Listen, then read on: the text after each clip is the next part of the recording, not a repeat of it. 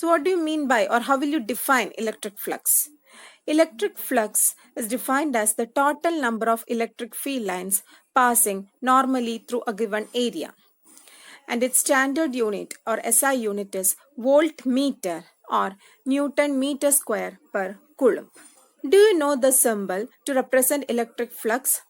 Electric flux is denoted by this symbol and it is read as phi. Okay, so electric flux is denoted by phi and its SI unit is voltmeter or Newton meter square per coulomb. Next, how can you represent this electric flux? Consider an area like this.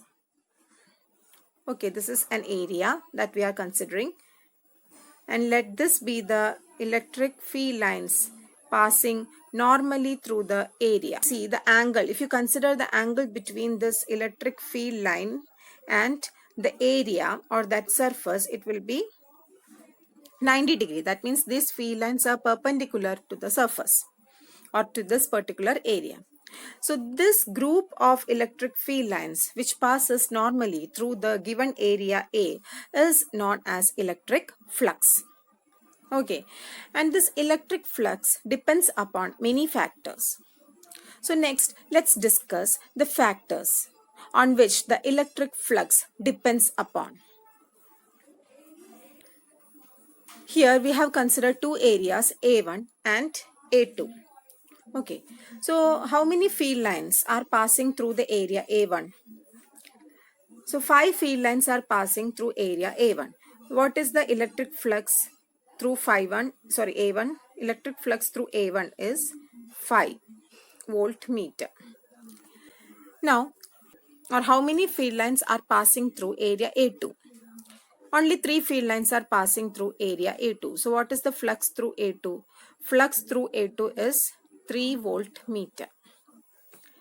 Here, the electric flux through area A1 is greater and the electric flux through area A2 is smaller. So what could be the reason for that? Because the electric field strength is different through area A1 and A2.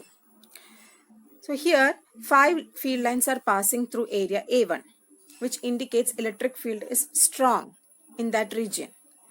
But at the same time only 3 field lines are passing through area A2, which indicates electric field is very weak in that region A2.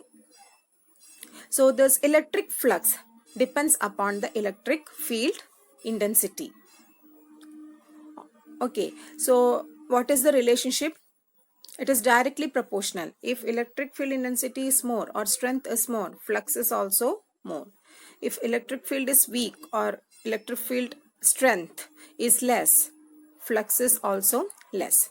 So we can say the electric flux is directly proportional to E. That means electric field. Now, which is the second factor which influences the electric flux? So in order to find out that factor, consider the areas given on the screen. So through the area A1, how many field lines are passing? Yes, 5 field lines are passing. So the flux here is 5, right? But at the same time through the area A2, how many field lines are passing? Only 2. So the flux here is 5, here is 2. Again, the electric flux depends upon area. When area is more, flux acting through that area is also more. When area is less, flux through that area will be less. So again, the electric flux is directly proportional to area. So electric flux phi is directly proportional to area. Okay, so this is the second factor which influences the electric flux, area. Now, which will be the third factor which influences the electric flux? So to understand about the third factor, we must know area vector. So what will be the direction of area vector? The area vector will be always acting perpendicular to the area. So here in this case, this is the area. So what will be the direction of area vector? Direction of area vector will be perpendicular to this area, and this is the direction of area vector. Okay. And here in this case, this is the area. A2 is the area. So what will be the direction of area vector? Direction of area vector is perpendicular. So this is the perpendicular direction for A2. So this will be the area vector. What is the angle between the electric field and the area vector for the first case? So this is electric field and this is area vector. So what is the angle between electric field and area vector? Here angle theta is 0. Why? Because both are acting along the same direction.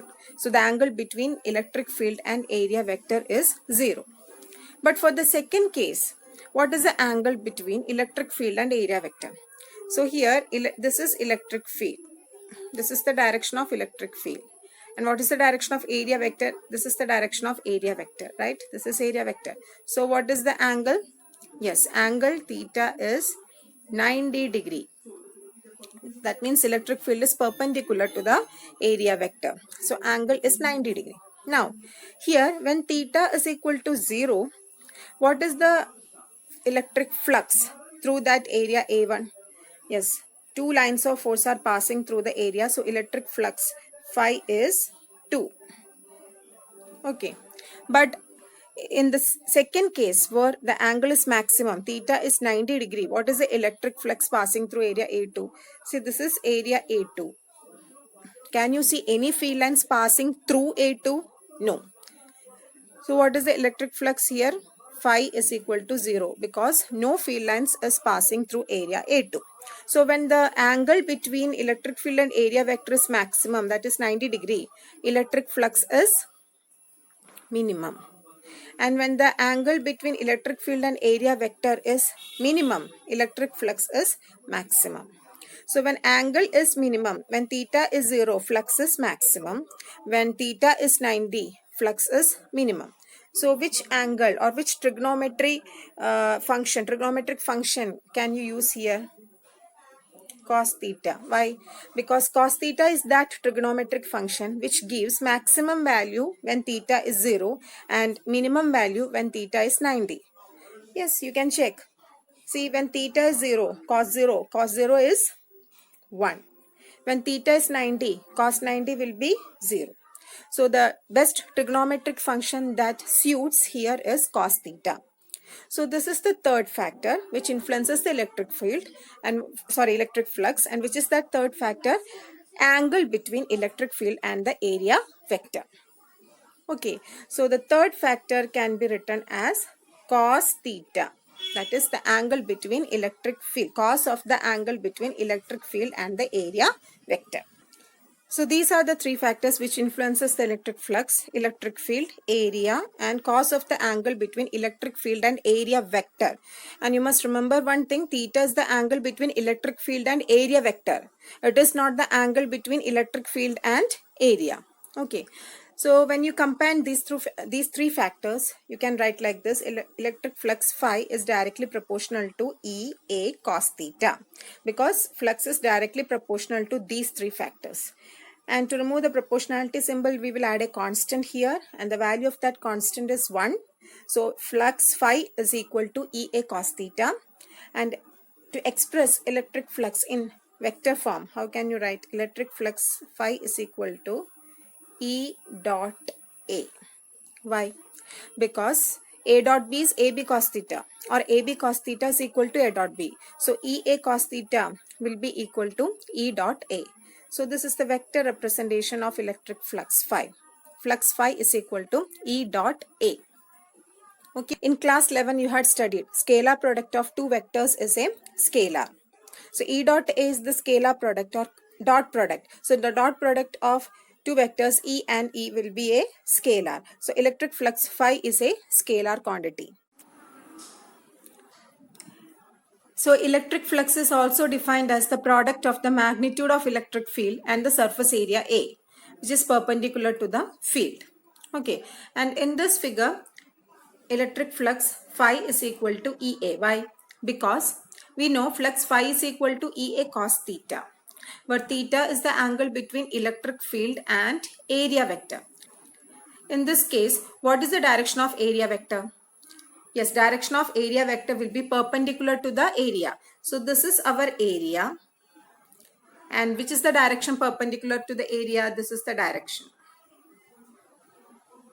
This is the direction perpendicular to the area. So the direction of area vector is along the direction of electric field itself. So the angle between electric field and the area vector is 0. So cos 0 is 1. So electric flux phi is equal to EA cos 0, that is EA. Okay, and sometimes electric flux is also denoted as phi E. Phi E means electric flux.